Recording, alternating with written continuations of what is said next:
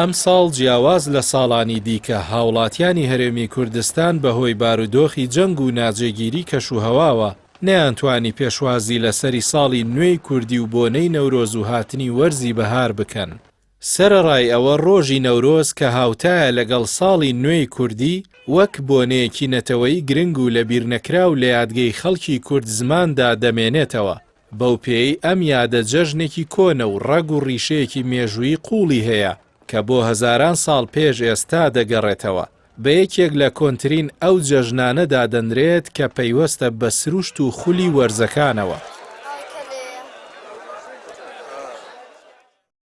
هەموو ساڵێک لە 21 ئادار هاوکات لەگەڵ یەکسانبوونی بەهاردا یاد دەکرێتەوە کە تێیدا شەو و ڕۆژ یەکسان دەبن و سروشت سەر لە نوێ دەست بە گەشە دەکاتەوە.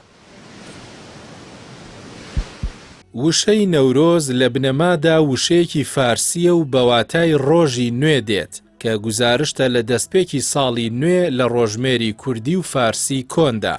لە ڕووی مێژووییەوە نەورۆز بە شارستانیەتە کۆنەکانی ناوچەی فارس و میزۆپۆتامیاوە بەستراوەتەوە وەک هێمایەک بۆ ژیانەوە و نوێبوونەوە و سەرکەوتن بەسەر تاریکیدا سەیر کراوە.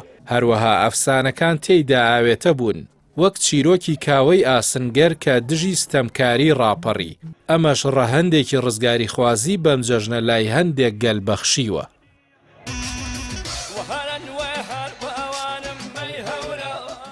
زۆرێک لە گەلان یادی نەورۆز دەکەنەوە و بە بەشێک لە ناسنامەی کلتوری و مێژووی خۆیانی دەزانن.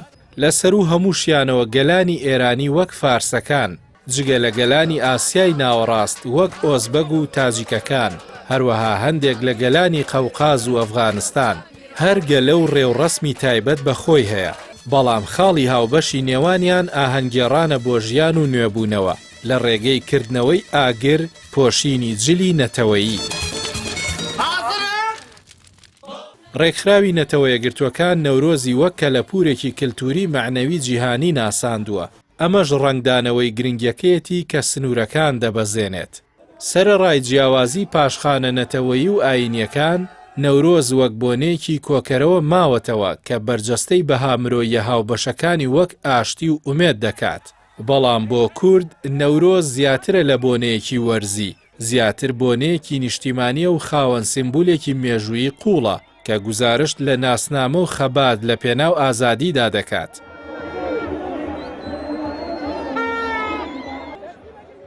لە مێژە لە بیرەوەری کورددا نەورۆز بە چیرۆکی ڕزگاربوون لە ستەمکاریەوە بەستراوەتەوە. ئەمە شوای کردووە ببێتە بۆنەیەک کە لە یەک کاتدا ڕەهەندی سیاسی و کلتوری هەبێت.